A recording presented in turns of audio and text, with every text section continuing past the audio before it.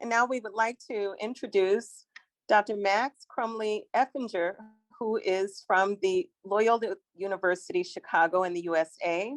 And the chapter is titled International Students at the Intersection of Local Policy and Global Emergency. Thank you for your 2-minute remarks. Thank you very much. I did just want to quickly note that I haven't yet gotten my doctorate, but I'm working on my dissertation, and this research is related to that. So thank you for having me. In this chapter, I analyzed international student visa and study permit policies for degree-seeking students to see how policy responses to the pandemic were influenced by or tied to cultural, political, and economic discourses within Canada and the United States.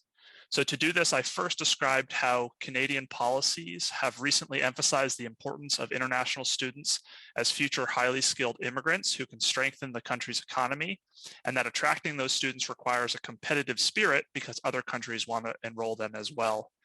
The US international student policies, on the other hand, have often emphasized labor market protection and national security. So the chapter's findings show that despite the unprecedented nature of the pandemic, policy responses to the pandemic were tied to these same emphases in the respective countries. In Canada, these responses can be understood as support and adjustment scenarios with the purpose of easing the challenges of the pandemic through supportive systems, new flexibility in relation to restrictions, and more. An example of this is allowing students to count the time spent pursuing their studies online and outside of Canada towards their eligibility for post-graduation work permits. In the United States, while some flexibilities were introduced, the government also added additional reporting requirements for colleges and universities and pursued strict limitations on the number of courses students could take online.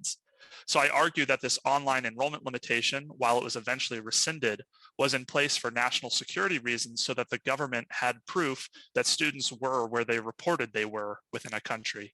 So among other things, this study helps us better understand how policy is embedded in national political context, even as it responds to global emergencies.